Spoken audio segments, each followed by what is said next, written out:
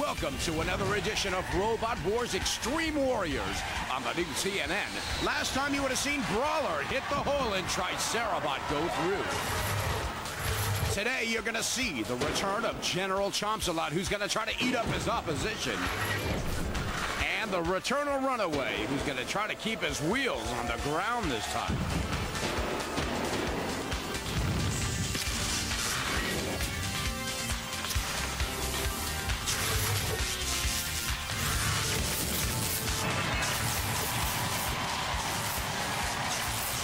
Ladies and gentlemen, please welcome the Master of Mayhem, Mick Foley. Alrighty then, thank you. Thank you very much. The battles continue. The Robot Wars Extreme Warriors tournament is really heating up. There are only 2 spots left in the championship show, and tonight, 1 more will be gone. 6 robot extreme machines will enter the arena. Only 1 will emerge on its own power. A fight to the death. A few minutes of mayhem are the only things that stand between our contenders and a chance to be named the Robot Wars Extreme Warriors champion. Let's go to Carol, who's got the inside scoop in the pits. Thanks, Mick. Hi, I'm Carol Groh, and I'm back in the pits, and it's heating up. I've got 6 teams preparing for tonight's competition. Now, the robots are charged, and so are the Roboteers. Let's get the battle underway. They're lean, mean, fighting machines. I think I just described myself. Let's go to the battle boards and take a look at today's matchups. All right, Mick, but unfortunately you're not on this battle board. And I'll tell you who is. Runaway, Destructive Criticism, and Lightning Tracks will be fighting it out. But first up, we're going to see the return of General Chompsalot, G-Force, and the Marauder. I'm here today with our first team, General Chompsalot 2. 2 meaning that you're back for the 2nd series. Tell me how you feel about your chances this time with your new and improved robot. We wanted to up the ante a little bit this year, make them a little stronger. This year the jaw is much more powerful than last year. How much more powerful? Well, last year it was pretty much just a capture jaw. You could get the robot, but you couldn't really do damage. This year it's got 3,000 pounds of crushing force in the back. When it gets out here, about 1,000 pounds. So that's a lot of chomping power. It's enough to chomp and then some. Well, good luck. Thank you. Okay. Well, I've made it over to G-Force. G-Force, tell me about this robot that looks like a rocket. Well, it is a very powerful robot. We got 8 horsepower. That's great. We got 2 CO2 compressed cylinders running these 2 24-inch arms with 8-inch steel spikes. So we'll be able to get through just about anything out there. Is there anything you want to say to your competition? Hold on to your butt. G-Force is coming. Marauder. It's a pretty tough name for a lightweight robot. Tough robot. Just because it's light doesn't mean anything. David was able to beat Goliath, and we think we can do the same. Tell me what it's made out of. Bulletproof Lexan. That's pretty impressive. How do you think you'll do in competition against the bigger robots? Ordinarily, a bigger robot would win, but this is not an ordinary robot. We think it's better than the average big bot. We hope you do well. Thank you.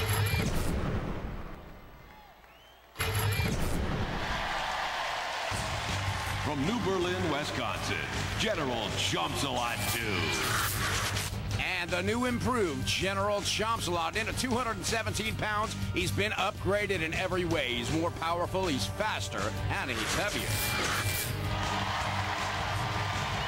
From Bend, Oregon, Marauder. And Marauder in at half the way to anybody else in his opposition today. He's got a couple of trailer hitch balls on his spinning arm and a bulletproof protective dome.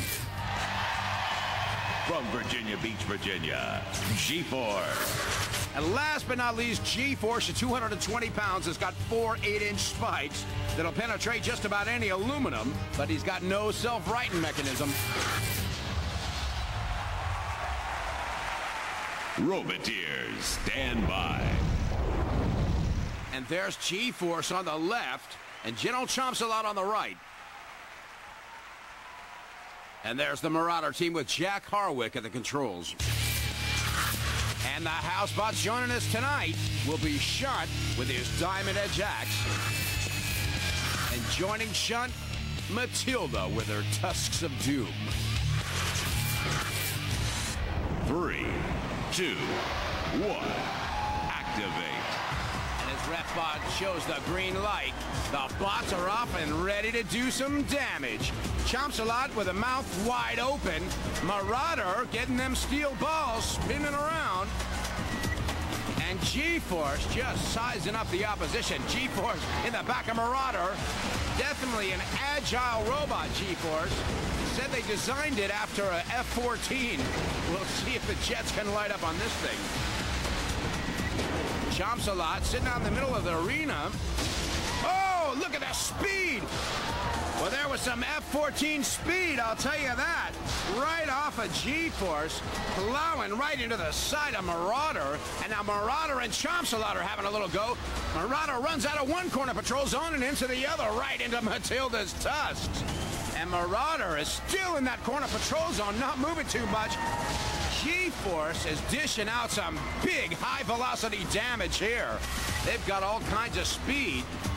They weren't really boasting about their driving ability, but now Shunt is out in the middle of the arena, and Chompsalot tries to launch himself right over Marauder.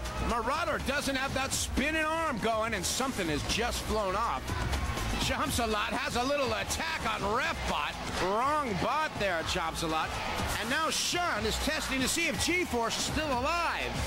G-Force is just sitting in the middle of the arena. Chompsalot is still very well in motion and working and trying to run over G-Force right now. As we get the Shunt eye view, well, G-Force and Chompsalot are precariously dangled right on top of that flipper. Let's see if the flipper's got enough power to put over 350 pounds up into the air.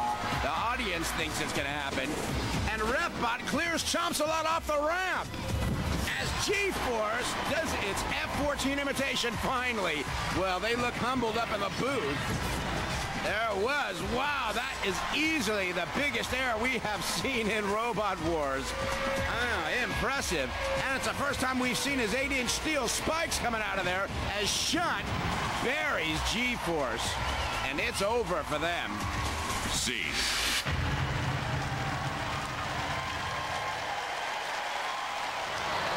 I guess we all know who's not going on in the competition. Unfortunately, the team from G-Force, their quest is over in the tournament as they ended up down in the pit. It'll be Marauder and General Chompsalot moving on.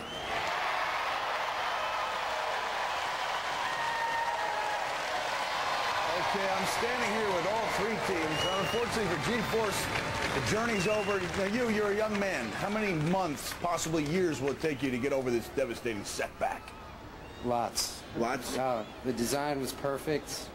Faulty wires. Faulty wires? All right, I'll buy that for a second here. But now, General, you return to the Robot Wars with an even more powerful jaw, but you're facing a team like Marauder that rides so low to the ground that even though they were a lightweight robot, you really couldn't do much with them. How do you feel about that?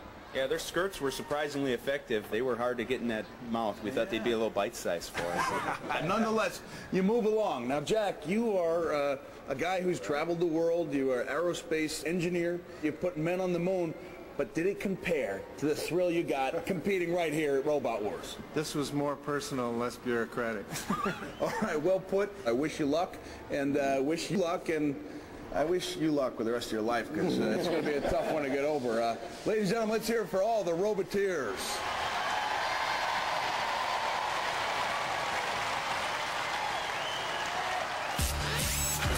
So after the first round, G-Force is the first victim, and Marauder and Chompsalot go through.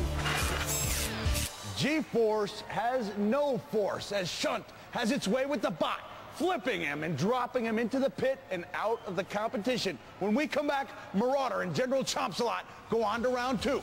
Stay tuned.